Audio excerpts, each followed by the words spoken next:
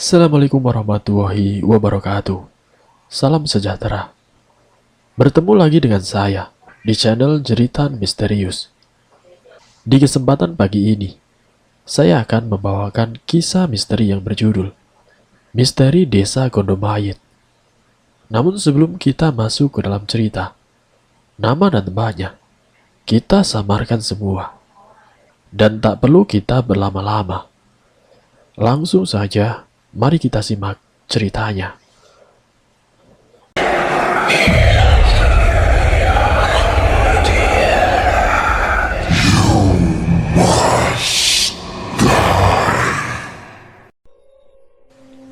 Desa Edan, kata Mas Dimar.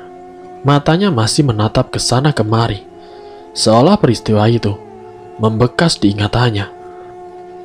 Gila bagaimana? Aku bertanya penasaran. Bagaimana nggak gila? Setiap hari selalu saja ada orang yang mati. Kalau tidak ada yang mati, katanya justru mengundang musibah. Percakapan kami sahut menyahut, membuat aku semakin penasaran. Sampai pandanganku teralihkan ketika motor Honda RC hitam baru saja berhenti. Mas Erik, sosok yang juga aku kenal dengan akrab, datang menghampiri, duduk dan memesan kopi. Di sini aku melihat Mas Dimar melihat Mas Erik. Rik, sini loh, ceritakan cerita kamu dan aku waktu zaman kita masih kuliah. Pas kita nyasar di sebuah desa yang bernama Gondomayit itu. Ketika Mas Dimar berujar demikian, wajah tenang Mas Erik tiba-tiba berubah, mengisyaratkan ketidakenakan, dan aku bisa menangkap raut ngeri itu dari alisnya. Masih diingat-ingat saja kamu. Sudah, lupakan saja. Mendengar jawaban itu, aku pun langsung memohon. Sejujurnya aku paling suka mendengar cerita-cerita seperti ini. Toh aku sudah tidak asing lagi dengan hal-hal seperti ini. Awalnya Mas Erik tampak ogah menceritakan. Namun berbekal bujukan bahwa aku yang akan bayar kopi ditambah rokoknya. Akhirnya Mas Erik pun menyanggupi. Disinilah aku melihat Mas Erik menunjukkan sesuatu. Arah utara dari kota pahlawan ini. Aku mengerutkan dahiku. Kamu tahu, daerah di salah satu provinsi Jawa, di utara gunung yang paling besar. Aku pun mengangguk. Di sanalah desa yang aku maksud berbeda, kata Mas Erik. Dan dari sinilah cerita ini dimulai. Mas Dimar baru saja ditunjuk untuk menjadi ketua Mapala periode tahun 2019 di salah satu universitas yang cukup dikenal di kota ini. Menjabat menjadi ketua pada semester 6 bukanlah hal bijak, terlebih ketika ada agenda bahwa bulan Juli akan ada proyek untuk mendaki puncak Mahameru, di mana 4 universitas bersama Mapala mereka akan bergabung. Disinilah Mas Dimar membuat satu acara dadakan untuk mempersiapkan kesanggupan tim mereka pada bulan Juli. Tetapi tidak satupun anggota menyanggupi karena bertepatan dengan UTS. Nah, karena minimnya persiapan, Mas Dimar pun berinisiatif untuk melanjutkan agendanya, meski bila harus seorang diri. Mas Erik, ketua Mapala sebelumnya, akhirnya ikut bergabung, karena ini juga untuk nama universitas mereka. Dan disinilah mereka dapat satu tempat yang dirasa sudah cocok. Alaste, salah satu tempat untuk melihat stamina, karena medannya yang menanjak, dan juga tempat terbaik untuk mendapat momen di mana suhu tempat ini nyaris seperti suhu di puncak Mahameru. Sebelum Mas Dimar dan Mas Erik tahu tentang apa yang sudah menunggu mereka di sana, persiapan sudah dilakukan 1 minggu sebelumnya. Mulai dari izin untuk mendaki, sekaligus menyisir tempat yang akan dijadikan tujuan pendakian. Meski jalur yang akan dituju Mas Dimar dan Mas Erik bukan jalur pendakian pada umumnya, namun Mas Dimar meyakinkan Mas Erik kalau perjalanan yang ditempuh 6 jam terasa singkat, terlebih di hari yang semakin petang. Mas Dimar masih memeriksa semuanya. Kompas yang selalu dibangga-banggakan pun tidak luput dari genggaman. Mobil mereka berhenti di salah satu pos yang sudah tidak asing lagi bagi mereka. Namun anehnya malam itu, tidak ada satupun yang berjaga. Seharusnya itu ada 1 atau 2 penjaga. Karena meskipun ini bukan jalur pendakian resmi, ini adalah jalur yang sering kali ramai pengunjung. Karena tempat ini adalah satu tempat objek wisata yang terkenal. Menunggu, setidaknya itu yang dilakukan Mas Dimar. Karena bagaimanapun, laporan itu sangat penting, terutama untuk menghindarkan dari hal-hal yang tidak diinginkan. Namun 1 jam 2 jam berlalu, dan masih belum ada satu batang hidung pun yang muncul. Hal itu membuat Mas Erik menjadi gusar. Sudah, begini saja Mar, tinggalkan KTP di sini, tulis pesan bahwa kita sudah melampirkan. Lagian kita tidak tahu kapan petugasnya ada. Bimbang, itulah yang Mas Dimar pikirkan. Bukan sekali 2 kali hal ini terjadi. Namun satu yang Mas Dimar ingat, hal-hal seperti ini biasanya diiringi dengan petaka yang buruk di langkah selanjutnya. Namun Mas Erik benar, tidak ada yang tahu kapan petugas itu akan kembali. Nekat Mas Dimar dan Mas Erik akhirnya melangkah masuk ke dalam hutan, bersiap untuk menyambut penghuni yang sudah menunggu mereka. Jam menunjukkan pukul 8 malam. Seharusnya jalan belum segelap itu, apalagi jalurnya sendiri masih tidak seberapa jauh dari pos yang pertama. Tapi malam itu sangat lain. Jalur itu lebih gelap dari seharusnya. Dan yang lebih aneh lagi, tidak terdengar satupun binatang malam di sekitar sana. Medannya memang menanjak seperti bukit setapak yang bila ditelusuri lebih tinggi, namun masih bisa ditempuh dengan santai. Disinilah Mas Erik yang memulainya. Kalau kata mbahku, kalau tidak ada suara, biasanya ada hantu.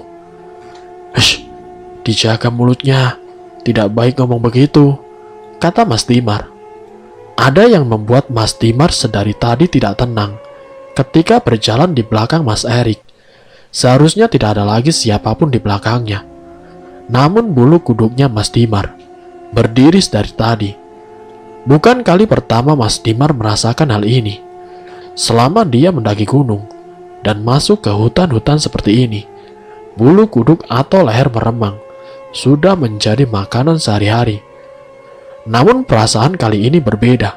Seolah-olah yang ini jauh lebih mengintimidasi. Namun Mas Erik tidak merasakan apapun.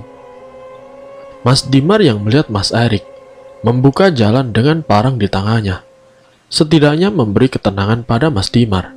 Sampai ia akhirnya mendengar suara lain. Mas Dimar berhenti, kemudian disusul Mas Erik. Rik, panggilnya, dan Mas Erik pun mendekat sembari menatap Dimar yang leluasa mencari-cari pandangan. Apa? Pitik, dengar tidak ada suara ayam. Erik pun terdiam, mencoba mencuri dengar apa yang Dimar dengar. Namun Erik menegaskan bahwa tidak ada suara apapun kecuali angin yang berhembus di sela dedaunan. Tidak ada apa-apa kok. Mereka berpandangan untuk seperkian detik, kemudian melangkah cepat-cepat. Ada hal-hal yang tidak sepatutnya diucapkan atau didengarkan. Salah satunya adalah suara ayam.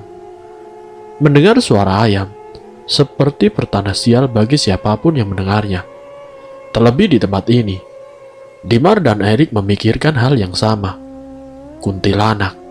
Meski kalimat itu tidak diucapkan, namun mereka sama-sama mengerti satu sama lain.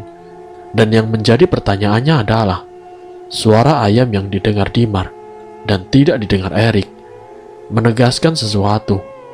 Salah satu dari mereka sudah disawang atau diincar dari tadi. Degup jantung dan suara nafas terengah-engah menegaskan bahwa mereka sudah berjalan lebih jauh. Berpikir bahwa mereka sudah aman, Eriklah yang kemudian mengatakannya. Sialan, bau bunga semboja. Mereka bertukar tatap. Benar saja, suara ayam, bebaunan bunga-bunga, kemudian berujung pada sosok di balik semak belukar. Eriklah yang pertama tahu. Namun keinginan untuk memanggil Dimar yang izin untuk membuang air kecil mendatangkan rasa penasaran yang besar. Erik mengintip sosok asing itu. Sosoknya tinggi besar. Ia berdiri di bawah pohon rindang.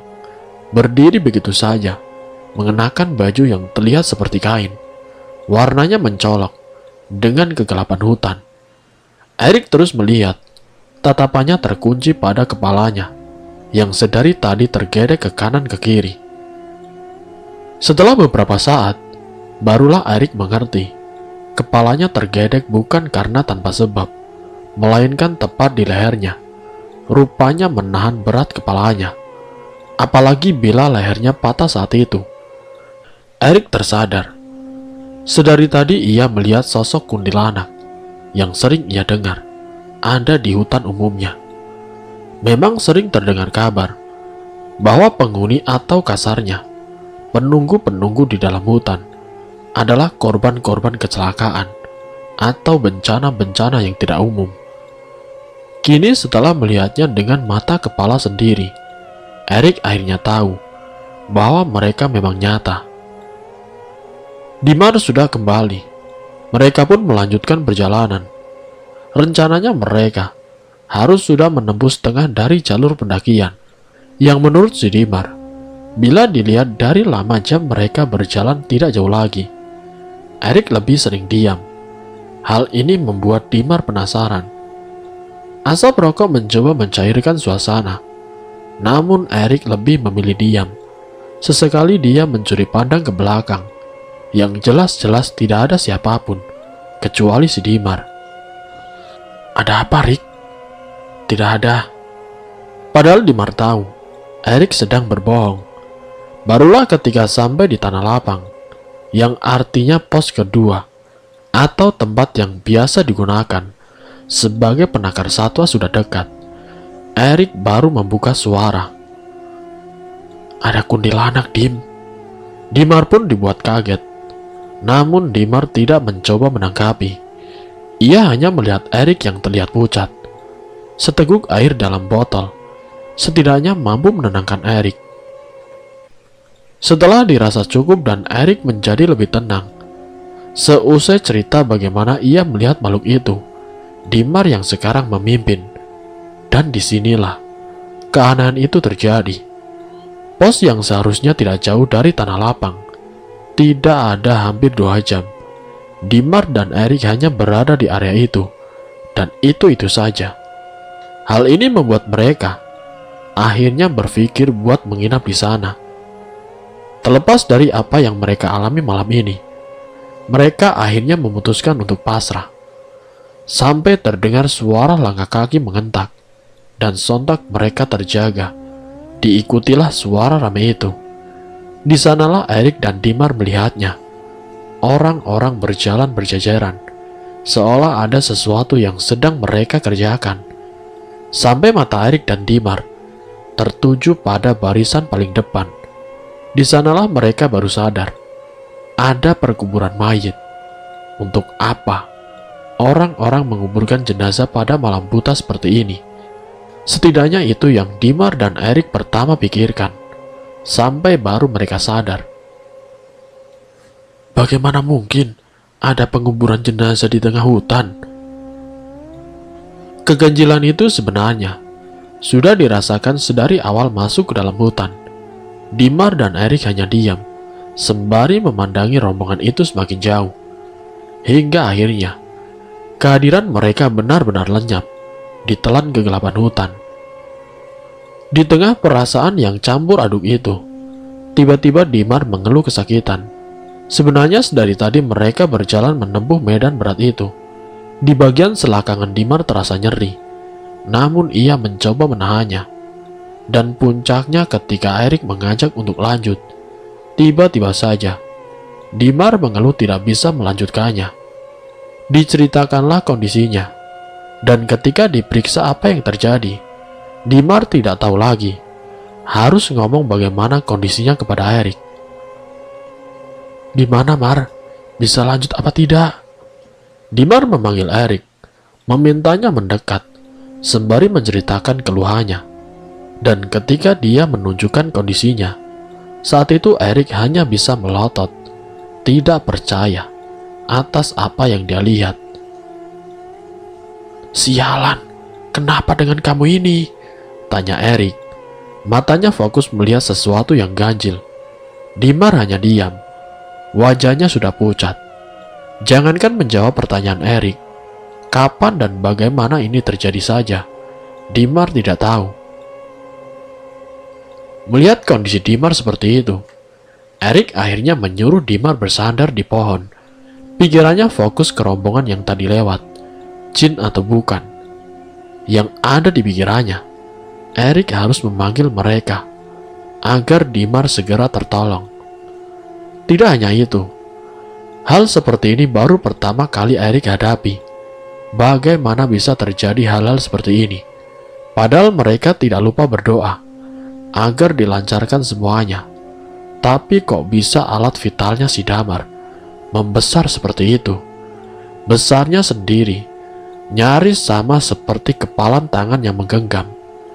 Erik hanya berpikir satu hal, pasti jin gunung yang melakukannya. Kemudian Erik pun meninggalkan Damar seorang diri. Ia berlari menembus semak belukar, menuju kepada rombongan yang sudah hilang lenyap di tengah kegelapan. Ada hal yang aneh, dan entah Dimar dengar atau tidak, tapi Erik yakin, tadi ketika mereka mengintip rombongan itu, ia mendengar suara gamelan yang didengungkan. Hal itulah yang membuat Erik tidak berani bicara, karena fokus mendengar alunan dari gamelan yang dipukul. Namun tidak hanya itu, ekspresi wajah dari iring-iringan itu tidak satu pun menunjukkan wajah sedih atau bersimpati, tapi sebaliknya, wajah-wajah itu sumringah, seperti sedang mengadakan pesta. Lalu keranda mayat yang dipinggul pun sangat asing. Biasanya ditutup dengan kain hijau tua. Namun yang Erik dan Damar lihat, keranda mayat itu ditutup dengan kain hitam, lengkap dengan bunga melati, terajut sebagai pengiringnya. Hal-hal itu yang dijadikan Erik patokan. Semoga ia masih bisa mendengar iring-iringan musik gamelan, dan semoga mereka memang manusia putus asa. Erik hanya menelusuri jalannya lagi, kembali ke tempat di mana Dimar tidak berdaya. Ia berharap segera selesai dan keluar dari area belantara ini. Berlari kurang lebih 10 menit, dan semakin jauh lokasinya dari Dimar yang masih menahan nyeri. Erik tersadar, rombongan itu sudah lenyap dan menyisakan tanda tanya. Bagaimana bisa mereka berjalan santai dengan menggendong mayit di medan yang naik turun seperti ini? Rupanya ketika kembali, Erik terkejut saat di hadapannya. Dimar tidak sendirian. Di depannya ada nenek-nenek tua. Di punggungnya ia memanggul kayu bakar. Terlihat dari jauh, Dimar tampak mengobrol dengan sosok asing itu, membuat Erik bertanya-tanya. Dengan ragu-ragu, ia mendekat, dan saat itulah baru diketahui nenek itu adalah warga lokal. Ia tinggal di desa tidak jauh dari tempat mereka berada. Nenek itu menawarkan tempat persinggahan, sekaligus memberitahu bila apa yang terjadi pada Dimar adalah akibat dari Weltuk. "Apa itu Weltuk?" tanya Erik. Disitulah si nenek yang mengaku bisa menyembuhkan si Dimar kemudian bercerita. Weltuk itu adalah lelembut penunggu sungai yang marah kepada Dimar karena tanpa sengaja Dimar sudah mengencinginya. Akibatnya Dimar disentil tepat di area kemaluannya. Ragu dan khawatir awalnya ketika si nenek yang dipanggil Badok itu menawarkan Erik dan Dimar untuk mengikutinya ke desa tempat tinggalnya. Tapi karena keadaan saat itu benar-benar darurat, memaksa Erik untuk menyetujuinya. Kemudian diboponglah Dimar dengan kondisi kesakitan. Selama perjalanan, si nenek bercerita banyak hal. Salah satunya mengatakan permisi kalau mau buang hajat atau apapun. Mereka tidak terlihat, bukan tentu tidak ada.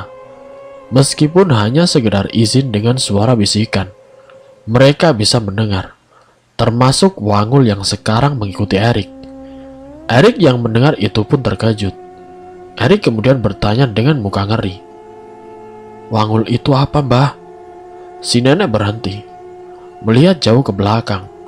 Di sana ia menunjuk. "Hantu wanita yang mati karena kecelakaan. Lehernya patah, dan dari tadi dia ngikuti kamu. Wangi apa yang kamu cium?" Erik pun mengatakannya. "Sembujo." Si nenek mengangguk. "Tidak apa-apa kalau sembujo. Kalau bau bangkai, nah itu baru berbahaya." "Lalu bagaimana, Mbah? Sampai kapan saya akan diikuti?" "Biarkan saja, nanti juga pergi sendiri," kata nenek-nenek itu. Benar rupanya, di depan terlihat sebuah desa. Namun desanya tidak terlalu besar. Rumah-rumahnya terbuat dari anyaman bambu. Pokoknya sangat jauh berbeda dengan kondisi rumah zaman sekarang yang dibangun dengan bata dan semen. Tepat di sudut rumah paling ujung, gentingnya terbuat dari ranting dengan ditutup daun kelapa kering. Setelah sampai di sana, si nenek mempersilahkan untuk masuk. "Tidurkan dulu temanmu itu di situ," kata si nenek. Si nenek kemudian masuk ke ruangan dalam, sedangkan Erik dan Dimar ditinggal di teras rumah. Ada bangku besar untuk merebahkan badan Dimar. Erik masih tidak habis pikir, hanya karena kencing bisa seperti ini. Selidik demi selidik, Erik melihat ke sana kemari, tepatnya menyapu dari rumah ujung ke ujung. Hanya ada 13 atau kurang rumah di sini. Dan sebelumnya ia tidak pernah mendengar kalau di daerah ini ada desa.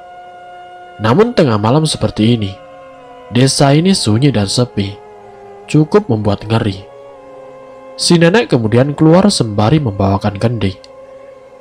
"Minum ini, lalu pas minum nanti, menghadap ke selatan, biar penyakitnya pergi ke selatan ya nak."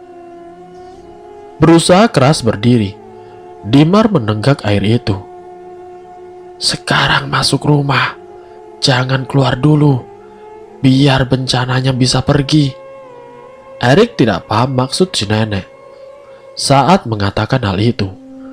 Namun Erik mengiyakan tawaran itu. Kali ini mereka yakin nenek yang menolong mereka mungkin memang manusia. Di dalam rumah persis seperti yang dibayangkan oleh Erik. Rumah desa yang benar-benar seperti pedalaman.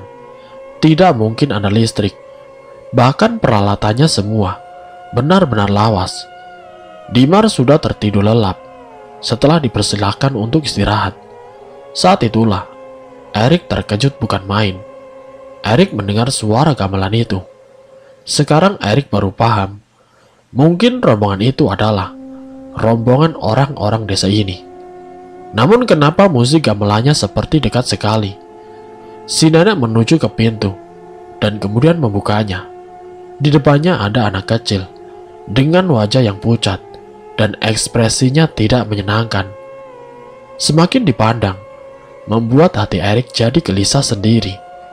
Si nenek tampak mengobrol lama, mencoba mencuri dengar. Erik hanya mendengar kalimat patah-patah. Dan kalimat yang didengar Erik adalah, "Giliran mati, saudara, dan ilmu." Habis itu pintu ditutup, dan si nenek kembali masuk dan mengambil kain, lalu menutup kepalanya dengan kain itu. Di sana Erik pun bertanya, "Mau kemana, Mbah?" Saat itulah si nenek menawarkan Erik, apakah mau ikut atau tidak. Tawaran itu awalnya membuat Erik ragu, karena ia harus menjaga Dimar.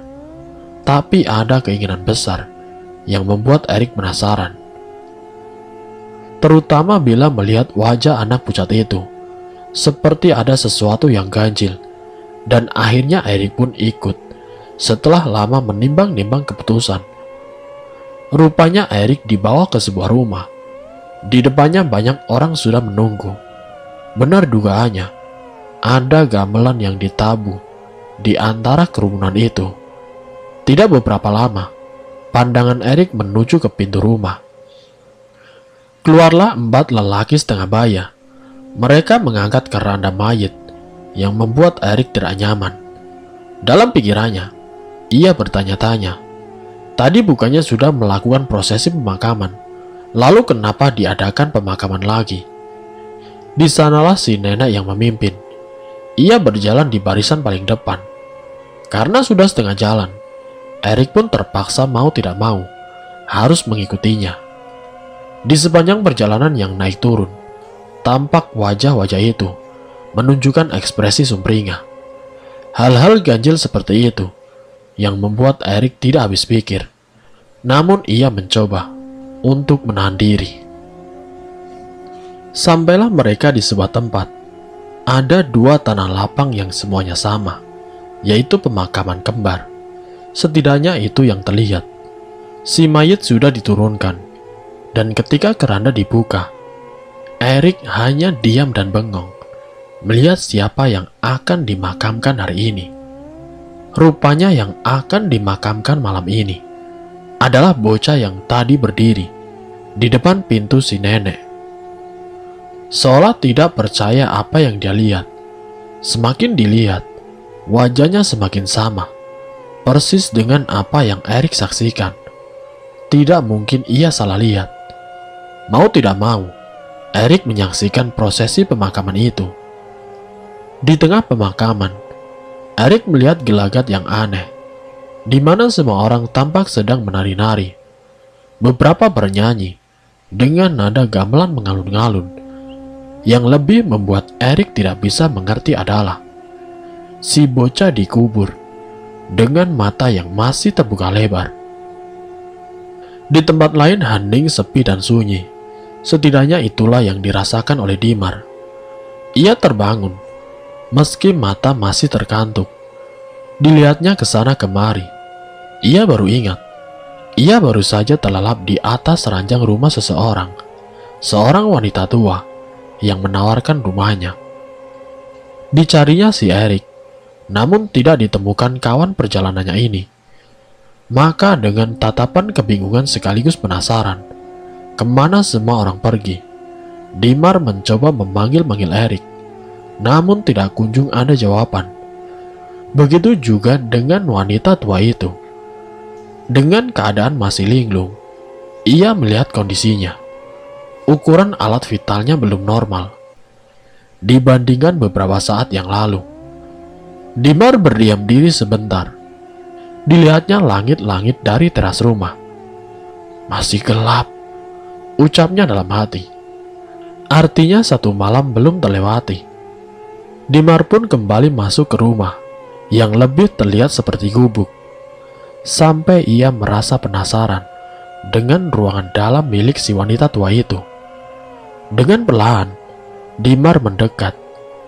Di dalam rumah itu, Dimar mencium bau yang familiar. Rupanya itu adalah bau dari daun sirih yang digunakan wanita tua itu. Bagaimana Dimar tahu bau itu? Karena rupanya Dimar sudah sering menciumnya di rumah Mbak Buyutnya yang juga menggunakan itu untuk pembersih gigi. Tangan Dimar cekatan memeriksa rumah itu. Meski tidak sopan, rasa penasaran Dimar begitu besar.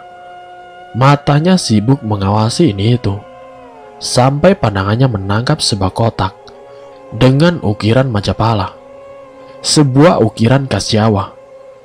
Dimar pun mendekat, pelan-pelan. Rupanya kotak itu tidak dikunci. Dengan leluasa, Dimar pun mengangkatnya. Namun perasaan Dimar mendadak tidak enak. Bau yang awalnya didominasi bau daun sirih, tiba-tiba lenyap begitu saja, berganti menjadi bau seperti kentang atau umbi kayu yang dibakar. Semua orang tahu bau itu bau apa. Biasanya ketika mencium bau lengu seperti itu, maka artinya tidak jauh dari tempatmu berdiri, maka ada makhluk familiar yang sudah terkenal sedang mengawasimu. Pocong. Namun Dimar belum tahu akan hal ini. Ia nekat membuka kotak itu. Begitu kotak dibuka, Dimar menatap heran, karena yang ia lihat hanya tumpukan pakaian bernuansa warna putih, bertumpuk berantakan begitu saja. Maka Dimar pun bersiap menutupnya kembali. Namun tiba-tiba, dia curiga dengan pakaian itu. Diambillah satu helai pakaian, dan ketika pakaian itu terangkat di tangannya, ia memeriksa dengan seksama, sampai ia yakin dan menatap ngeri pakaian itu. Rupanya itu adalah kain kafan yang sudah diikat sedemikian rupa, membentuk sabul untuk membungkus mayit. Dimar sontak melempar pakaian itu begitu saja. Tiba-tiba ketika Dimar bersiap untuk pergi dari tempat itu, matanya tercekat, menatap sosok yang tengah berdiri tepat di depannya. Matanya hitam dan wujudnya sangat mengerikan. Kini ada sosok pocong tengah berdiri tepat di depannya. Ingin segera pergi, namun kaki Dimar malah kaku, tidak mau digerakkan. Sementara si pocong masih berdiri memandanginya. Bila ada satu permintaan yang bisa Dimar minta, mungkin ia akan meminta untuk jatuh pingsan. Sungguh, peristiwa itu benar-benar peristiwa yang tidak bisa dilupakan. Disitulah akhirnya Dimar mendengar suaranya, lirih, namun membuat bulu kuduk berdiri. Si pocong itu mengatakan, "Tali pocong, tali pocong." Dimar masih mematung. Ia ketakutan dan benar-benar mengeraskan sarafnya. Hingga suara pintu terbanting, membuat Dimar tercekat panik. Dilihatnya si nenek sudah kembali, dengan wajah marah dan memaki. Entah apa yang terjadi. Ia melihat si nenek mencengkram ujung kain kafan si pocong, menyeretnya dengan tangan kosong, lalu melemparkannya tepat di kebun belakang rumah gubuk itu. Kejadian yang baru saja terjadi membuat Dimar tidak habis pikir. Wanita itu menatap Dimar dengan tatapan dingin, sembari berujar, "Jika kamu tidak tahu apa-apa, jangan sembarangan, nyawamu ada harganya." Kalimat itu masih terbayang di pikiran Dimar, bahkan hingga saat ini. Erik baru tersadar. Sedari tadi si nenek tidak kelihatan, padahal ia takut karena si nenek yang menyuruhnya. Ditambah rasa penasaran, kenapa memakamkan seseorang saja, sampai ambil waktu selarut ini. Disinilah Erik dibuat kaget. Loh, kenapa tali pocongnya belum dibuka? Namun tidak seorang pun mendengarkan peringatan dari Erik. Mereka tetap menutup lubang kubur dengan tanah. Disinilah Erik merasakan firasat teramat buruk. Desa Edan. Maka ia pun segera meninggalkan tempat itu.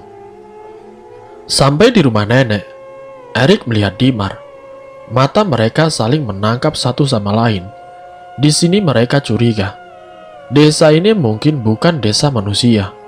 Namun ada hal yang lebih besar dari semua itu. Ada misteri apa yang disembunyikan di desa ini. Di tengah kebingungan, langkah kaki si nenek mengejutkan mereka. Wajahnya yang sempat mengeras ketika melihat Dimar, kini sudah berubah seperti sedia kala. Seperti saat pertama kali mereka bertemu dengan si nenek. Kamarnya sudah disiapkan. Mau tidak mau, mereka pun masuk ke sebuah kamar yang asing. Tidak ada hal yang menarik selain ranjang dengan tikar anyaman sebagai alasnya. Namun mereka sepakat, keganjilan semua peristiwa ini seperti mengerucut pada sesuatu. Namun belum ada yang berani menarik kesimpulan. Sampai di tengah keheningan, ketika mereka sudah saling merebahkan tubuhnya untuk sekedar membuang lelah, terdengar suara yang tidak asing lagi di telinga mereka. Suaranya sangat riuh, namun sangat tipis, seperti dari tempat yang jauh. Itu adalah suara ayam yang pernah terdengar. Erik mengoyangkan badan Dimar. Ia baru sadar. Wajah Dimar terlihat pucat pasi, seperti menyembunyikan sesuatu. Dim, dengar apa tidak? Dimar masih diam, mencerna setiap kalimat Erik. Sampai akhirnya ia mengatakan, "Kamu percaya tidak sama pocong?" Kalimat itu mengingatkan Erik dengan peristiwa yang baru saja ia alami. Matanya menatap tajam kepada Dimar. Ia tidak tahu harus menceritakannya dari mana. "Aku pernah dengar, katanya kalau dengar suara ayam, artinya ada pocong di dekat sini, Dim." Akhirnya Erik pun menceritakan kejadian yang dialaminya. "Dim, desa ini tidak beres. Ayo, kita pergi saja. Kelaminmu sudah tidak apa-apa kan?" Mendengar itu, Dimar kemudian juga mengatakannya. "Rik, sepertinya si nenek."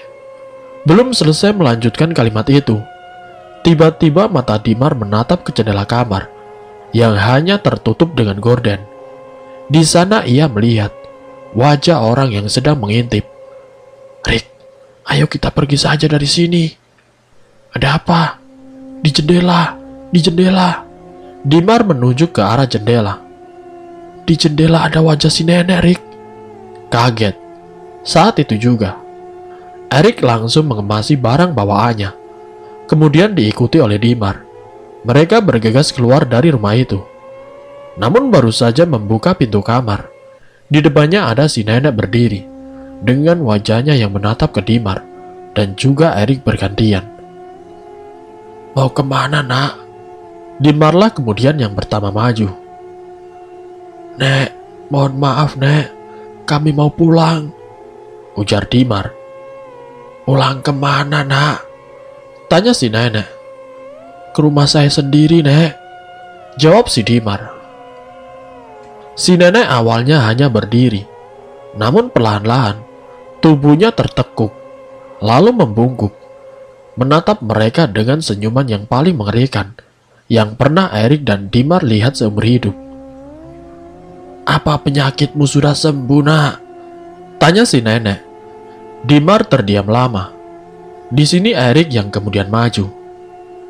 "Nek, sebenarnya ada itu siapa?" Saat itulah, senyuman buruk rupa itu menjelma menjadi suara tawa yang membuat Erik dan Dimar menggigil karena ngeri.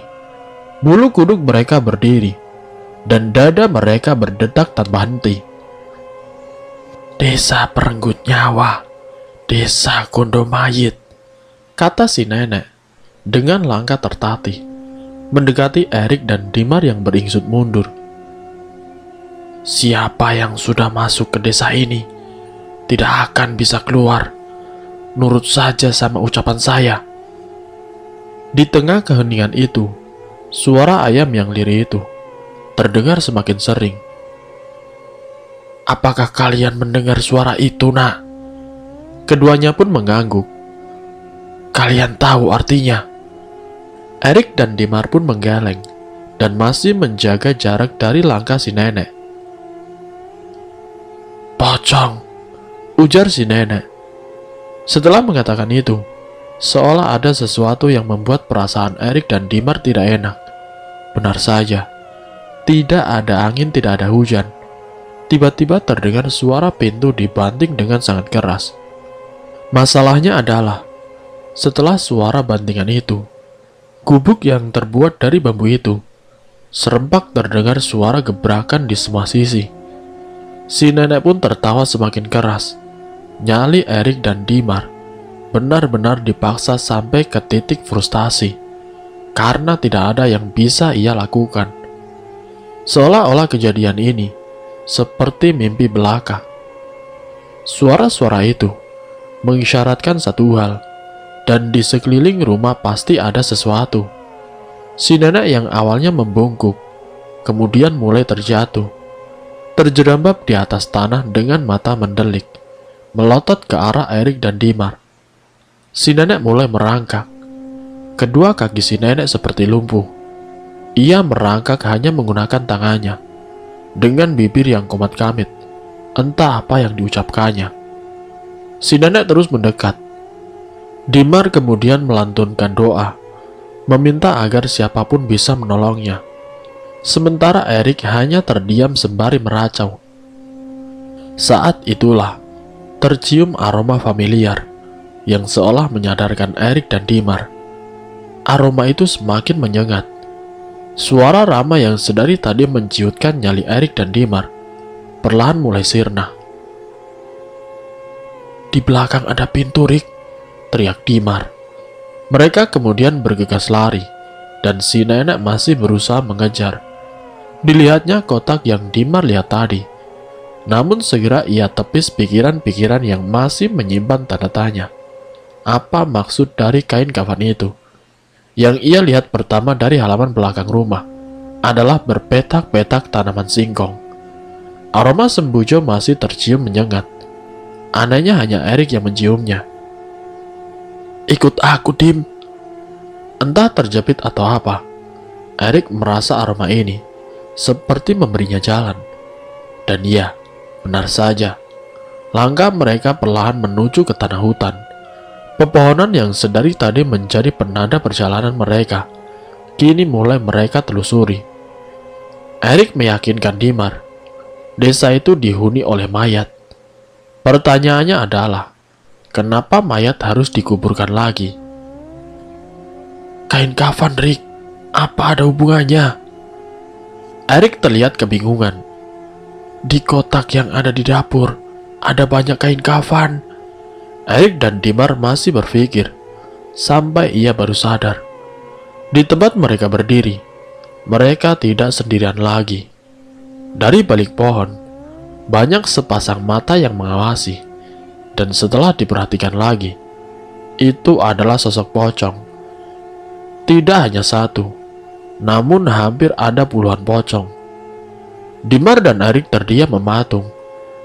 Tidak berselang lama, Dimar mendengar suara-suara mereka. "Tali pocong, tali pocong." "Kau dengar itu, Rik?" tanya si Dimar. "Dengar apa, Mar? Dengar apa?" "Tali pocong. Tali pocong belum ada yang dibuka." Mereka pun berlari, membiarkan pocong-pocong itu mengikuti. Yang mengerikan adalah pocong-pocong itu terbang di atas mereka. Di tengah gelapnya hutan, Dimar dan Erik tidak berhenti berlari. Karena manusia normal mana yang tidak ketakutan, diikuti hampir selusin. Bahkan lebih dari itu, kain kafan terbang ke kiri dan ke kanan. Sembari mendengar mereka mengatakan, "Tali pocong, tali pocong," di sepanjang perjalanan. Setelah menembus rimbun semak belukar dan naik turun di tanah menanjak, Erik menunjuk sebuah gubuk satu-satunya. Erik tahu gubuk itu adalah penanda kuburan kembar. Kenapa disebut kuburan kembar? Rupanya ada dua pemakaman yang sejajar dan hanya terpisah oleh pagar bambu. Pasak yang digunakan untuk setiap makam pun hanya menggunakan pasak kayu, yang kebanyakan sudah lapuk, tanpa ada penanda siapa yang dimakamkan di sana. Di sini keanehan terjadi. Pocong yang sedari tadi terbang di atas mereka, tidak ada satupun yang terlihat lagi. Mereka sudah lenyap. Namun suara ayam yang pernah mereka dengar dari jarak yang jauh, kini terdengar sangat dekat. Dekat sekali. Sampai Erik berasumsi, suara ayam itu kemungkinan berasal dari pemakaman ini. Masalahnya di mana ayam itu berada. Lain halnya dengan Dimar. Kini ia bisa menciumnya. Aroma sembujo yang hanya tercium di hidung Erik, kini tercium juga di hidung Dimar. "Wangi," kata Dimar sembari melihat ke sana kemari. Hingga Erik menunjuk sesuatu gundukan tanah, tempat pemakaman yang pernah Erik lihat. "Itu di sana, mayit yang dikubur tadi." Semakin dekat suara ayam terdengar semakin jelas. Dan benar saja, Dari jauh terlihat seseorang sedang menggaruk-garuk tanah. Di sekitarnya banyak dikelilingi ayam berwarna hitam legam. "Ayam cemani," kata Erik. Mereka melihat dari jauh apa yang siluet asing itu lakukan. "Lah, itu kan si nenek," katanya. Bukan takut lagi, tapi Erik langsung berlari meninggalkan Dimar yang baru tersadar dengan apa yang dikatakan oleh Erik. Si nenek yang sedari tadi tersaruk-saruk mengejar mereka. Di tengah kepanikan itulah, aroma sembojo yang misterius itu tercium kembali, bahkan lebih kuat, dan mereka berdua bisa menciumnya sangat jelas. "Anjir, ada apa sih dengan hutan ini?" Disitulah entah karena kepepet atau apa, mereka malah mendekat ke sumber aroma sembojo itu, yang padahal mereka berdua tahu bahwa itu adalah aroma dari Wangul. Namun setidaknya aroma itu benar-benar membawa mereka ke jalanan yang tidak asing lagi. Dimar yang mengikuti Erik dari belakang hanya mendengar sekelebat suara tanpa memperdulikan apapun. Tiba-tiba mereka sudah sampai di tempat yang mereka cari selama ini, pos kedua. Di sana mereka bisa melihat pagar besi, tempat di mana cagar satwa beroperasi. Dengan keringat dingin, mereka melangkah mendekat. "Kalian yang ninggalin KTP di pos 1?" Mereka pun mengangguk. Saat itu juga, si petugas melapor. Tidak ada yang tahu satupun dari mereka, bila bukan karena si petugas yang mengatakan sudah 2 hari sejak pencarian mereka dimulai.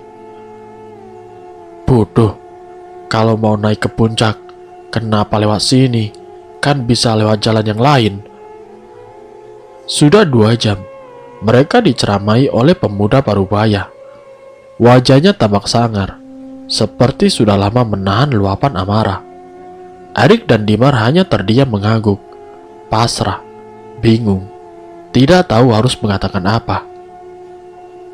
Setelah beberapa saat, barulah terdengar suara motor mendekat, dan yang masuk kemudian adalah seorang pria yang mungkin 10 tahun lebih tua. Ia hanya mengenakan kaos kutang dengan sarung dililitkan di tubuhnya. Wajahnya tidak kalah sangar. Ia menatap Erik dan Dimar. Kalimat pertama yang ia ucapkan bukan luapan amarah seperti penjaga di pos 2, tapi hanya pertanyaan yang membuat Dimar dan Erik diam lama. "Kalian masih hidup ya?" Ia meneguk kopi di meja, kemudian duduk bersila di depan mereka. "Sudah, ceritakan saja, kemana kalian selama 2 hari ini?" "Di sini ada desa ya, Pak." Terlihat 2 penjaga itu saling melihat satu sama lain. "Ada," kata si bapak.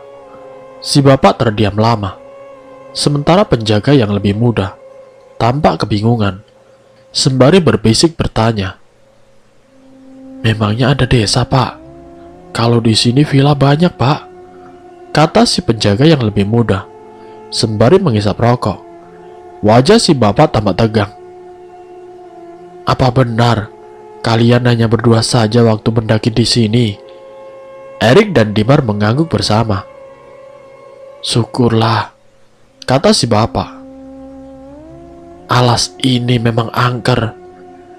Dulu sudah terkenal bahwa banyak yang pernah melihat kalau ada tempat yang namanya 1000 pintu, pohon keramat, yang kabarnya bila dilihat ada sebuah desa di dalamnya. Desa ini namanya adalah Desa Gondomayit." Hembusan asap rokoknya membuat semua orang yang ada di ruangan terdiam mendengarkan. Wajah mereka semua menjadi tegang. "Masalahnya tidak ada yang tahu di mana keberadaan pohon ini. Untungnya kalian tidak terjebak di desa ini dengan membawa jumlah orang ganjil. Kalau sampai itu terjadi, biasanya hanya satu yang tidak akan bisa pulang." Erik dan Dimar saling memandang satu sama lain. "Sekarang aku tanya, apa yang kalian rasakan sekarang?" Di sini Dimar awalnya kebingungan, apakah ia harus bercerita soal kondisi tubuhnya. Dan akhirnya dengan bantuan Erik, Dimar menunjukkan area di mana ia mendapat musibah. Si bapak hanya diam, tampak tidak terkejut sama sekali, seperti pernah melihat ini sebelumnya. Si bapak menginstruksi agar Dimar tidur terlentang, sementara jari-jari kakinya ditarik satu persatu. Kurang lebih hampir setengah jam, si bapak memijit kaki Dimar. Dan lalu ajaibnya, alat vitalnya yang membesar perlahan kembali normal. Besok-besok jangan kencing sembarangan lagi ya. Setelah percakapan itu, Dimar dan Erik berpamitan untuk pulang. Saat fajar mulai menyingsing, Dimar yang pertama pergi. Ketika Erik akan beranjak, ia kembali menemui si bapak, bertanya dengan wajah penasaran. "Pak, saya mau tanya sekali lagi. Ada wanita tua yang sempat mengejar saya dan teman saya. Itu siapa ya, Pak?"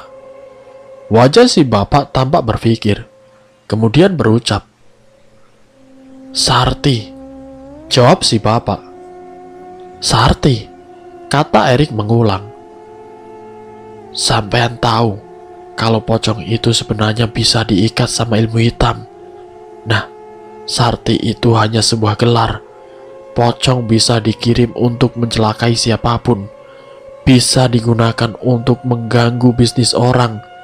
Nah, desa itu dimiliki oleh si nenek ini," jawab si bapak menjelaskan. "Berarti si nenek itu manusia dong, Pak?" tanya si Erik. Si bapak hanya diam, sembari menggeleng. Ia tidak bisa melanjutkan lebih jauh. Sekarang dari informasi, Erik mengambil kesimpulan. Cara mengikat pocong berarti dengan memegang tali pocongnya. Sekarang yang menjadi pertanyaan adalah, berapa banyak pocong yang sudah diikat, dan kenapa eksistensi desa ini masih muncul? Sebenarnya cerita tentang pesugihan pocong bukanlah hal yang baru. Banyak cerita tentang pesugihan pocong, mulai dari sebagian pelaris makanan, hingga pembawa balak, atau sial bagi keluarga yang tidak disuka. Apapun itu, mungkin ujung dari cerita ini berhubungan satu sama lain dengan desa ini. Yang menjadi poin penting di sini adalah, jauh di luar akal sehat ini, memang hal-hal yang gaib kerap kali menyembunyikan misterinya sendiri. Dan selesai. Semoga dari kisah ini kita dapat mengambil hikmah dan juga pelajarannya. Wassalamualaikum warahmatullahi wabarakatuh.